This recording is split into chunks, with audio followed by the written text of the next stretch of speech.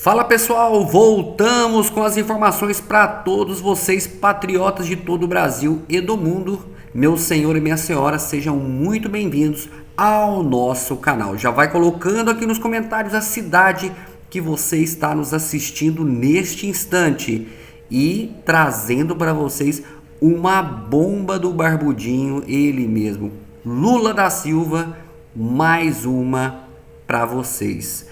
Em primeira mão, vocês vão ficar de queixo caído aí com esta informação em primeira mão para todos vocês. Já vou pedindo para você não se esquecer de se inscrever aqui no canal, clicando no botão inscrever-se, deixe o like no vídeo e compartilhe esse vídeo ao máximo aí de patriotas de todo o Brasil e do mundo. Sem mais enrolações, bora para a notícia que vocês vão ficar aí de boca aberta. Vamos lá. Voltando aqui para a nossa pauta, próxima notícia de hoje é a seguinte: o procurador-geral da Venezuela acusa Lula de ter sido cooptado pela CIA. Vamos ver. ¿Quién es el vocero que colocan a decir las cosas más bárbaras contra nuestro país a través de esa llamada izquierda? Al señor Boric. ¿Y quién le sigue ahora? Lula. Para mí Lula fue captado. Lula fue captado en prisión. Esa es mi teoría. Él no es el mismo que fue el fundador del PT. Lula no es el mismo el que fundó y arengó a los movimientos obreros de Brasil, al que se lanzó varias veces presidente y no triunfó. Pero el Lula que va preso por corrupción y que de pronto aparece habilitado como que no hizo nada, gana la presidencia, pero usted ganó, señor Lula, tanto que se mete en los asuntos internos de Venezuela, se lo digo, usted ganó porque un tribunal electoral determinó su victoria a través de una sala electoral. Lo que en Venezuela hizo la sala electoral en el caso de del contencioso electoral, que el propio presidente, en ese momento candidato presidente Nicolás Maduro, mete en la sala electoral. Y entonces, ¿por qué usted, señor Lula, sí le fue bien ahí y por qué en el caso de Nicolás Maduro no? Parte de esa llamada izquierda captada por la CIA y por los Estados Unidos en América Latina ahorita tiene dos voceros, que son Lula, que no es el mismo que sale de prisión por todo lo que se le acusó ahora, no es el mismo en nada, ni en su físico, ni en cómo se expresa.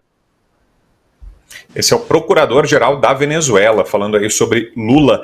Rodrigo Constantino, como interpreta constar essa fala? É jogo de cena? Qual que é? Olha, em primeiro lugar é muito divertido, né? Ver que na Austrália o Lula já é extrema-direita golpista, né? Cooptado pela CIA, né? A esquerda radical é autofágica, né? Eles criam uma narrativa fantasiosa. Hoje eu vi o imitador de focas batendo um papo com o invasor de propriedades lá, que disputa o segundo turno em São Paulo, e eles acusavam o Ricardo Nunes de ser extrema-direita. Então, de novo, né, uma nota só que eles têm, todo mundo é espião da CIA, golpista, extrema-direita, fascista, nazista, blá, blá, blá, e isso vai sendo usado até contra eles, né, até dentro do quintal, porque é o que resta. O caso do golpe escancarado, mais um na eleição da Venezuela, é um fardo para o PT e para a turma da Globo, do STF no Brasil, porque é uma lembrança de que toda a narrativa que eles adotam no Brasil é fajuta. Porque o procurador-geral, o Maduro, a mulher da Suprema Corte venezuelana, todos repetiram a mesma ladainha. Mas uma Corte Suprema decidiu: você é contra a soberania nacional? Você é golpista? Então é a mesma balela. E como é que fica o Alexandre de Moraes, a Globo, o Lula? Não tem o que falar, né? Então o Lula fez um papel sujo, dúbio aí, que ele quis, nas aparências, ir contra mais um golpe, dessa vez muito escancarado, todo mundo observando, do colega, do companheiro Maduro. E ele, na prática, não fez nada, tanto que está lá, o Celso Amorim já calou a boca, o Maduro vida que segue, o PT vai sempre apoiá-lo, o Lula inclusive. Mas ele fez um jogo de cena para os globalistas, porque o PT é uma aliança instável, por isso o Alckmin está lá. O ladrão quer voltar na cena do crime, e o Alckmin voltou junto, porque é uma aliança instável entre globalistas, tucanos e comunistas do Foro de São Paulo. Então, o Lula, para agradar os parceiros globalistas, falou, Maduro, cadê a prova? Aliás, inclusive, de forma indireta, elogiando o voto impresso, né? Falou, lá na Venezuela, disse o Lula numa entrevista, eles têm como comprovar o voto, por que não apresenta? Né? Então, quis dar uma de bonitão para a turma globalista, serrar fileira ali com a turma da Europa, e o Maduro não gostou desse teatro mequetrefe. Falou, companheiro, pra cima de mim? Pô, você fez a mesma merda aí no Brasil, não vem com essa não. Pô, tinha de ser malandrinho. Né? Então, é isso que está acontecendo. Todo mundo, na prática, golpista, todos os comunistas safados, o Lula não vai romper com a Venezuela coisa alguma, se passar um pouquinho mais de tempo só, ele estende mais um tapete vermelho para o companheiro Maduro, ele não tem nenhum problema com isso, mas ele queria fazer um bonito com os coleguinhas da Europa, né? E o Maduro não achou graça nisso. Então é só isso que aconteceu, o Brown. O teatro deu um ruído extra aí, mas na prática todos eles usam sempre a mesma narrativa, né? E é engraçado ver o Lula sendo chamado pelo companheiro Maduro, pelo regime do Maduro, de agente da CIA. Né? Bem-vindo ao time, Lula. Eu imagino que eu também seja um, né, para a ótica do PT. Então, bem-vindo, companheiro. Somos todos espiões da CIA. Fala, Salles. É ridículo, né? É ridículo. Mas é interessante o que o cara fala, né? Eu não sei quem é o procurador ali, né? Procurador-geral da Venezuela. Ele fala assim, Lula, você só foi eleito porque um tribunal aí te livrou, né? Você não foi eleito por coisa nenhuma e tal, ou seja, ele dá uma espizinhada em cima do Lula divertido. A verdade é que todos os líderes internacionais veem o que aqui no Brasil, obviamente, a gente também viu, mas fica sendo cerceado, né, não pode ficar dizendo isso abertamente, etc. O Lula só ganhou a eleição porque reverteu-se os seus processos, né, para ele ir para cima do Bolsonaro. Então, quando o procurador-geral da Venezuela fala isso, ele fala com razão, é verdade. Foi um tribunal que reverteu a decisão dele, que estava preso até então, foi tirado da cadeia para ganhar do Bolsonaro. Essa é a narrativa que o mundo inteiro viu e os brasileiros também viram. Mas a Venezuela, repito aqui o que nós falamos agora há pouco, a Venezuela vai mudar de script rapidinho se o Trump for eleito nos Estados Unidos. Se a análise que o Rodrigo fez aqui mais cedo, de que esse quadro atual eleitoral numericamente equilibrado entre ele e a Kamala, se reverte num número de delegados maior para o Trump e, consequentemente, ele seja eleito. Eu acho que a Venezuela vai ter que andar pianinho quando isso daí acontecer. Bom, mudando de assunto, avançando aqui para a nossa próxima pauta, vamos falar do escândalo no Rio de Janeiro, daquela história triste, terrível, dos pacientes que receberam órgãos infectados por HIV. Imagine só a situação, né? A pessoa já precisa de um transplante de órgãos, que é uma situação extremamente delicada, aí quando é contemplada na fila, ela recebe um órgão contaminado por HIV. Da noite para o dia se torna soropositivo. Isso aconteceu no Rio de Janeiro e agora o caso está sendo investigado, já tem aqui desdobramentos, hoje teve operação contra o sócio, dono da clínica, e o laboratório disse em nota que foi erro humano, que se tratou de erro humano. O laboratório é o PCS Lab Saleme, antigo responsável pelos testes em órgãos doados no Rio de Janeiro. O paciente que recebeu o transplante de órgãos com HIV disse que só foi chamado pelas autoridades da saúde depois que o caso saiu na imprensa. Ao todo, 6 pessoas, é o que se tem notícia até agora, a gente torce para que pare por aí, mas pelo menos 6 pessoas foram infectadas com o vírus HIV depois de receberem um transplante de órgão no Rio de Janeiro.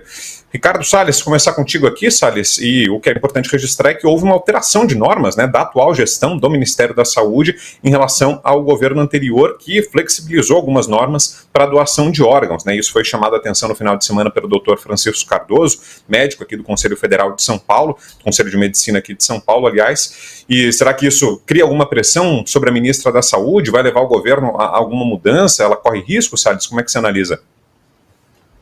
Olha, primeiro muito triste, né, porque o Brasil é um país que avançou bastante nessa política de doação de órgãos e tudo, que é uma matéria extremamente relevante. O brasileiro tem que ser cada vez mais encorajado a doar órgãos e esse sistema de doação central de órgãos e tudo funcionar bem. É um assunto muito sério e muito importante.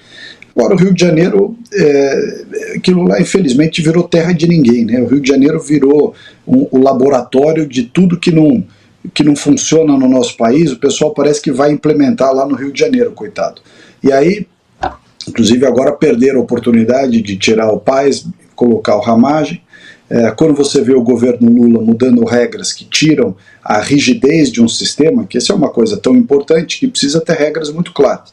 E quando você altera a regra para flexibilizar, e essa flexibilização não milita em favor dos pacientes, da segurança dos procedimentos, muito grave. Então aqui uma série de fatores. Erro de governo, desse governo que nada de bom se espera.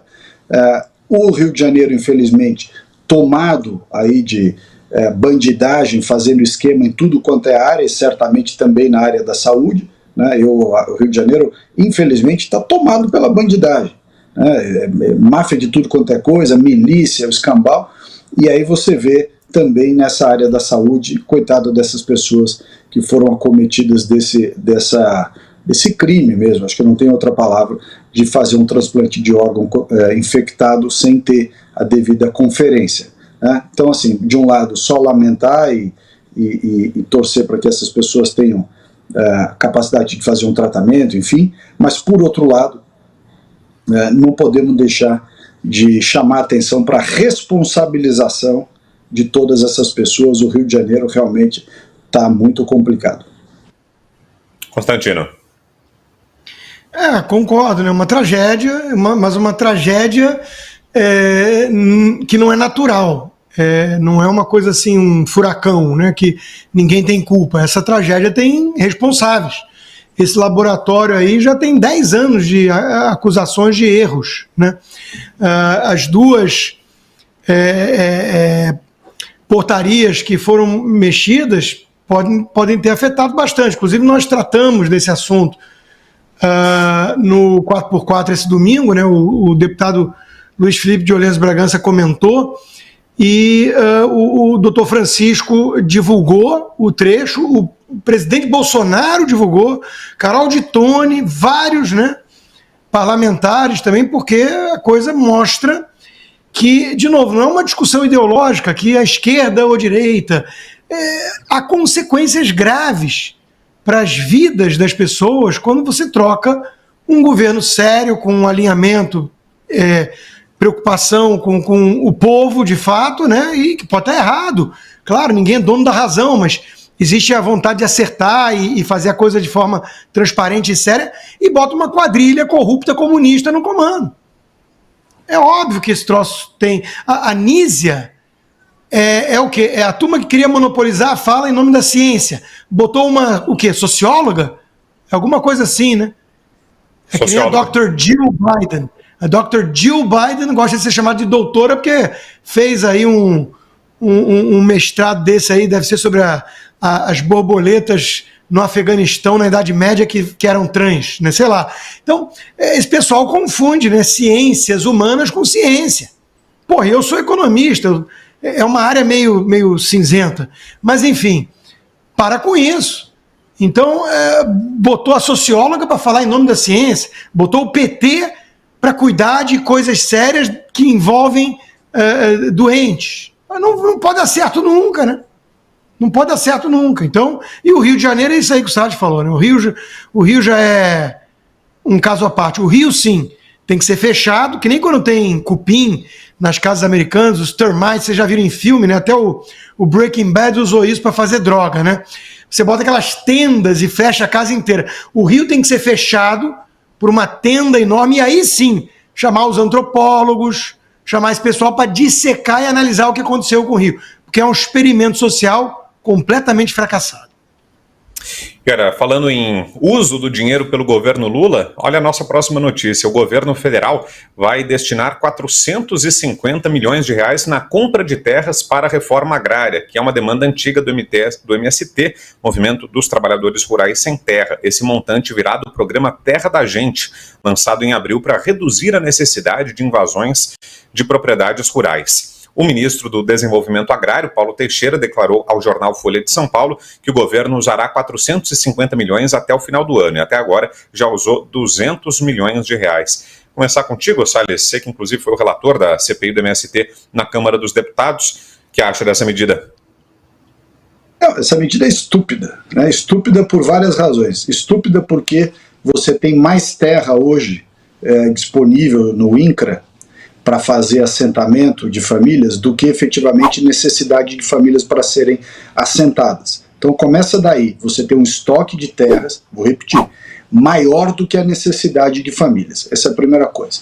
Segundo, há um índice de abandono de áreas de assentamento enorme, né? Essas áreas vão ficando abandonadas e as pessoas compram irregularmente, vem um líder e tal, o líder desses movimentos compra o lote, o que é proibido, compra o lote dos outros assentados. Compra assim, toma do cara, diz, depois eu te pago, porque eles exploram os caras loucamente. Há um outro problema que ficou comprovado na CPI, que não se trata de dar mais terra, e sim escolher pessoas para irem para viver no campo, pessoas que têm vocação para viver no campo.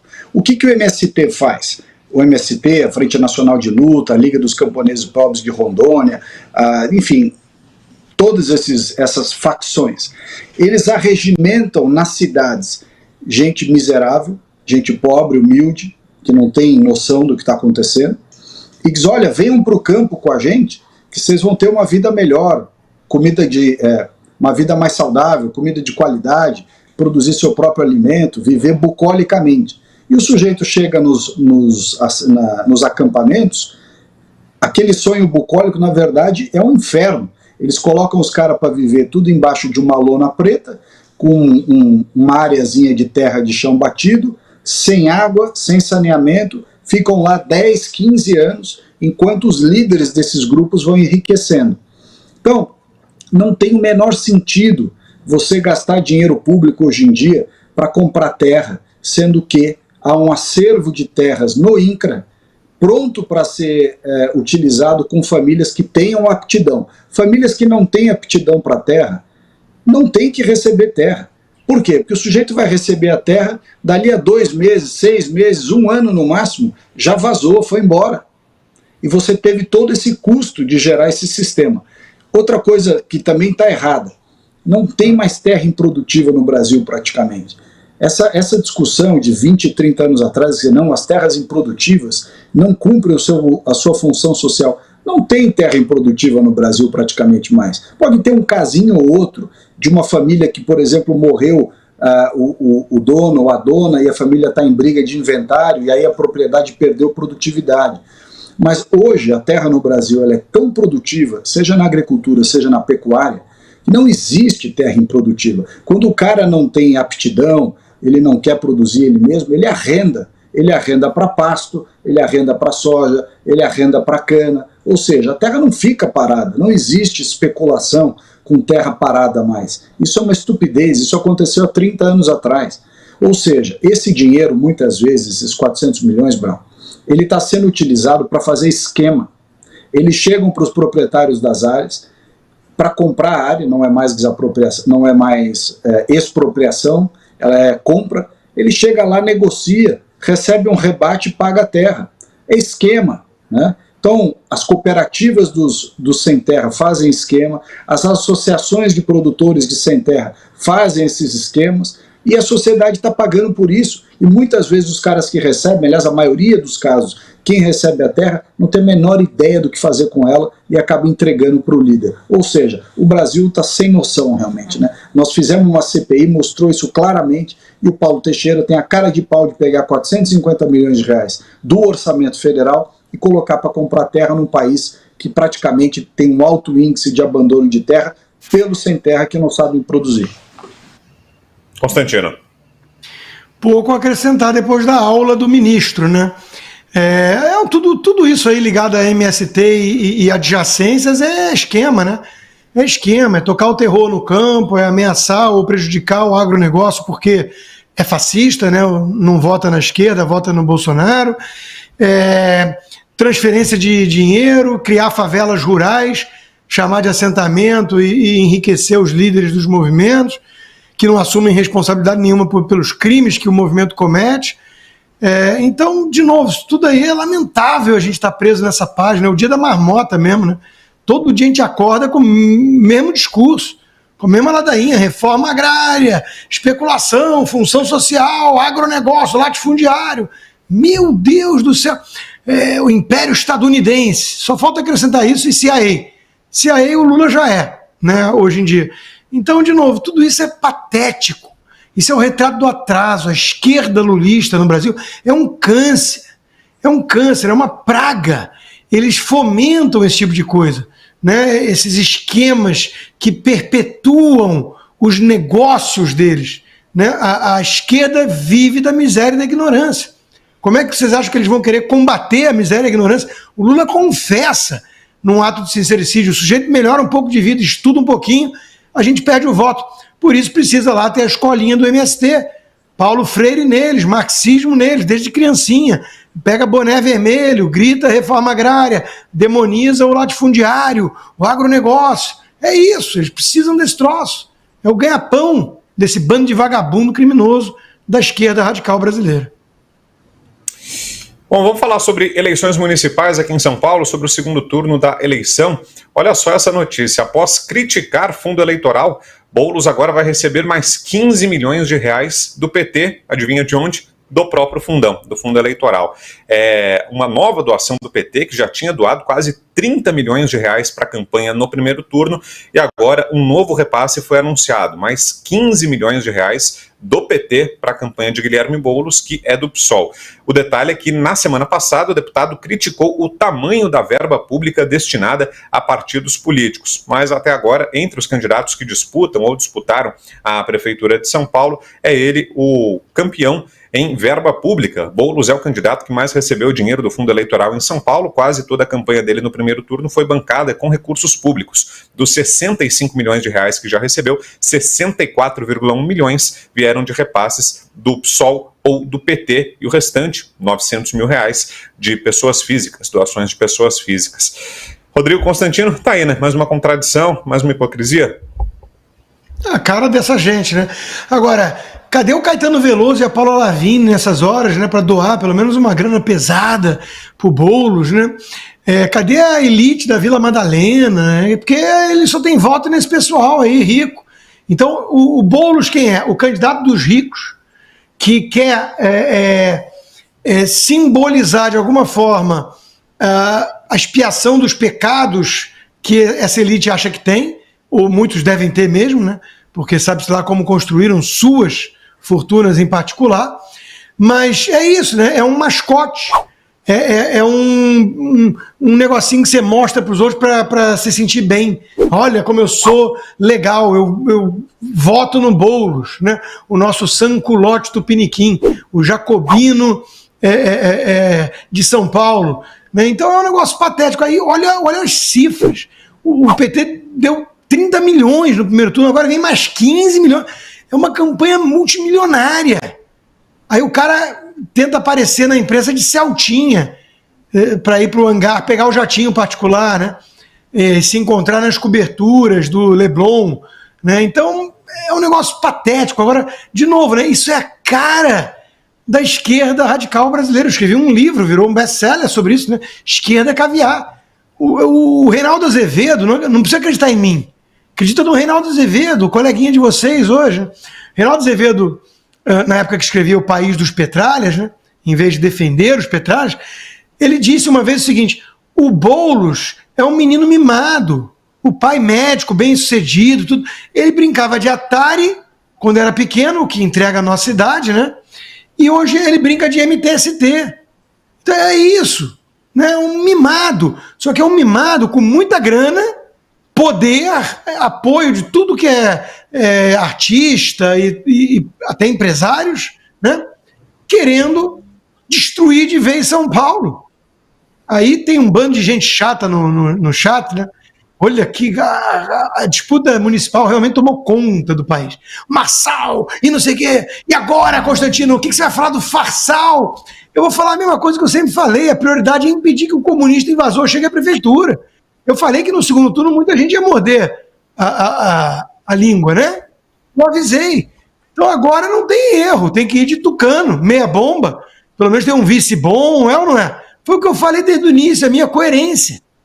Agora, tem uma gente chata que vive de Fla-Flu, né? Fla-Flu. Agora o Costa traiu o Bolsonaro, o que sei que, e blá, o Salles também. Eu não sei se o Salles vê de vez em quando, mas a gente é atacado por uma meia dúzia de 3 ou 4, mas que são muito insistentes e chatos. É sempre uma minoria barulhenta, né? Ô, gente chata! Esse sim, Salles, a gente podia arrumar um assentamento aí do MST. Vai plantar batata, gente. Fala, Salles. Não, o Rodrigo tem razão. O fato é o seguinte, né? O Boulos, ele vem com essa máquina do PT cheia de dinheiro e tudo mais, com o apoio de uma parcela aí da intelectualidade e tudo, mas não tem conexão com a sociedade. Você vê as carreatas do Boulos aí pela periferia e tudo, ele está acenando para o vento, está acenando para ninguém. Quer dizer, é uma barbaridade, de fato, você vê essa quantidade de dinheiro que está sendo colocado de fundo eleitoral e fundo partidário na campanha dele. Veja só, eu sou contra o fundo eleitoral, o fundo partidário. Acho que isso aí devia acabar, né? As campanhas deviam ser feitas com financiamento privado, inclusive de empresa, não vejo problema. Mas esse negócio de dinheiro público, 5 bi, 6 bi para fazer campanha, você tem essas distorções. Olha só o candidato que não tem representatividade gastando 60 milhões, aí, como disse o Rodrigo, 60 milhões que podia ir para a saúde e para a educação. Então todo esse monte de dinheiro que a classe política acabou tomando do orçamento, seja para financiar a campanha, seja para ficar mandando para essas emendas de bancada, emenda de comissão, tem que acabar com esse negócio. Né? Quer dizer, o Brasil está vivendo, parecendo uma criança mimada que ganha R$10 de mesada e gasta 50, e acha que isso não vai ter consequência. Então, isso serve também para as campanhas eleitorais. Não tem o menor cabimento um país pobre como o nosso entregar 65 milhões de reais para o Guilherme Boulos ou para qualquer outro candidato que fosse fazer campanha, né, como se nada tivesse acontecendo, como se o Brasil não tivesse grandes necessidades para colocar esse dinheiro, tanto do fundo partidário, quanto do fundo eleitoral, quanto dessas emendas enormes aí de comissão, de bancada, disso e daquilo, que no mais das vezes tem gerado esse monte de corrupção que a gente está assistindo aí nas reportagens. Deixa eu voltar com você aqui, Consta, nessa questão mais filosófica aí que o Salles trouxe sobre o financiamento de campanhas. Você é favorável à mudança nisso, ou Consta, acabar com o fundo eleitoral, o fundo partidário, dinheiro público, talvez voltar ao modelo anterior, que acabou na Lava Jato, né? Foi demonizado ali, né? Porque havia doações de empresas e isso facilitaria a corrupção. Você acha que é o momento de se rever isso, Consta? Para ontem, a época da mudança, eu fui um dos que ficaram contra e falaram que ia dar problema. Isso é a estatização da política brasileira e o empoderamento dos caciques, dos donos de partido. Então, é uma vergonha isso, né? Uma vergonha, virou negócio.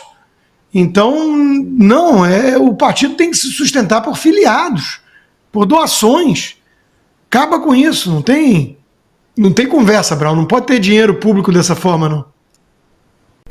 Tá aí, pessoal, as informações para todos vocês. Espero que vocês tenham gostado desse vídeo. Mais tarde tem vídeo novo aqui no canal. Agradeço a você de ter ficado até o fim deste vídeo.